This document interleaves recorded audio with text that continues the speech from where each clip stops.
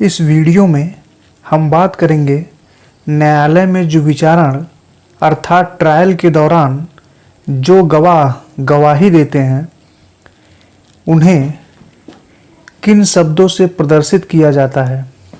तो चलिए बिना समय गंवाए इस वीडियो को शुरू करते हैं। जब भी हम ट्रायल कोर्ट में होते हैं तब हमारे साथ 4 परिस्थितियां होती हैं। नंबर 1 जो होता है सिविल सूट, जिसमें वादी और प्रतिवादी यानी प्लेंटिफ और डिफेंडेंट होते हैं। दूसरी परिस्थिति जिसमें पिटीशन होता है, जिसमें पिटिशनर और रेस्पोंडेंट होते हैं। तीसरी परिस्थिति जो क्रिमिनल ट्रायल में होता है, कंप्लेंट केस, जिसमें कंप्लेनेंट और एक्यूज्ड होते हैं। चौथी परिस्थिति जिसमें स्टेट केस होता है, जिसमें प्रोजिक्यूशन होता है और एक्यूज्ड होता है। ये 4 परिस्थितियां हमारे सामने होती हैं विचारणीय न्यायालय में। अब हम बात करते हैं सिविल सूट की, जिसमें वादी होते हैं और प्रतिवादी होते हैं। अगर वादी अर्थात प्लेंटिफ को अपने गवाहों को एग्जामिन करना है तो वो उन्हें क्या रिफ़र करेगा। सपोज़ प्लेंटिफ का पहला गवाह है तो उसको नंबर दिया जाएगा PW1, और अगर दूसरा विटनेस है तो वो होगा PW2, और अगर तीसरा विटनेस है तो उसको PW3 माना जाएगा। अब आइए जान लेते हैं अगर डिफेंडेंट यानी प्रतिवादी के विटनेस के बारे में। अगर डिफेंडेंट का पहला विटनेस है तो उसे रिफ़र किया जाएगा DW1, दूसरे विटनेस को रिफ़र किया जाएगा DW2 और तीसरे विटनेस को रिफ़र किया जाएगा DW3 से। अगर बात किया जाए पिटीशन की, जैसे डाइवोर्स पिटीशन, इसके अंदर पिटिशनर और रेस्पोंडेंट होते हैं। अगर पिटिशनर को अपने पहले विटनेस को एग्जामिन करना है तो वह लिखेगा पहले विटनेस को PW1, दूसरे विटनेस को PW2 और तीसरे विटनेस को PW3। और अगर रेस्पोंडेंट को अपने विटनेस एग्जामिन करने हैं तो वो पहले विटनेस को लिखेगा RW1 और दूसरे विटनेस को लिखेगा RW2 और तीसरे विटनेस को RW3। अगर हम बात करें क्रिमिनल ट्रायल की, अगर बात किया जाए परिवाद मामले की यानी कंप्लेंट केस की, जिसके अंदर होते हैं कंप्लेनेंट और एक्यूज्ड।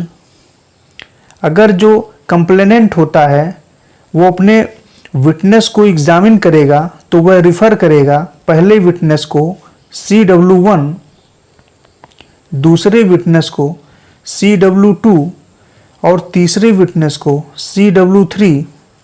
और जो एक्यूज्ड है, जो डिफेंस में आता है, वो अपने पहले विटनेस को रिफ़र करेगा DW1, दूसरे विटनेस को DW2 और तीसरे विटनेस को DW3। अब अगर हम बात करें स्टेट केस की तो उसके अंदर होते हैं प्रोजिक्यूशन और एक्यूज्ड। अगर प्रोजिक्यूशन का पहला विटनेस है तो वह रिफ़र करेगा PW1, दूसरा विटनेस है तो PW2 और तीसरा विटनेस है तो PW3। और एक्यूज्ड जो डिफेंस में आता है वो अपने पहले विटनेस को रिफ़र करेगा DW1, दूसरे विटनेस को DW2 और तीसरे विटनेस को DW3। ये क्रिमिनल ट्रायल में होता है।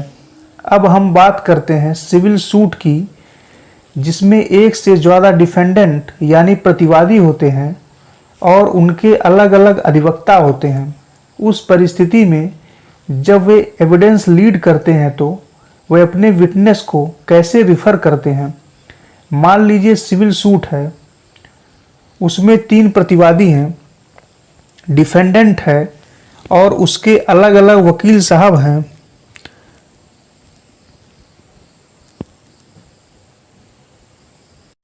तो उस दशा में जो डिफेंडेंट नंबर 1 का विटनेस है, तो हम उसको रिफ़र करेंगे D1W1, यानी D1 विटनेस नंबर 1 अगर डिफेंडेंट नंबर 1 अपना दूसरा विटनेस लाएगा तो उसे कहा जाएगा D1W2, और अगर डिफेंडेंट नंबर 1 अपने तीसरे विटनेस को एग्जामिन करता है तो उसे रिफ़र किया जाएगा D1W3, यानी डिफेंडेंट नंबर 1 विटनेस नंबर 3।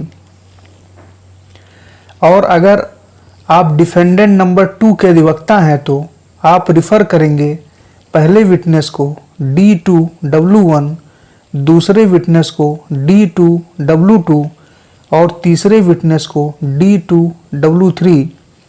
और अगर आप डिफेंडेंट नंबर 3 के अधिवक्ता हैं तो आप रिफ़र करेंगे पहले विटनेस को D3W1, दूसरे को D3W2 और तीसरे विटनेस को D3W3। अब आते हैं दूसरी परिस्थिति पर। अगर पिटीशन के अंदर आप रेस्पोंडेंट नंबर 1 के अधिवक्ता हैं तो उस दशा में आपको एग्जामिन करना है रेस्पोंडेंट नंबर 1 के विटनेस को। तो आप पहले विटनेस को रिफ़र करेंगे R1W1 और दूसरे विटनेस को रिफ़र करेंगे R1W2 और तीसरे विटनेस को रिफ़र करेंगे R1W3। और अगर आप रेस्पोंडेंट नंबर 2 के अधिवक्ता हैं तो उस दशा में आप पहले विटनेस को रिफ़र करेंगे R2W1, दूसरे विटनेस को R2W2 और तीसरे विटनेस को R2W3। इस वीडियो में इतना ही। आशा है यह वीडियो आपके समझ में आया होगा।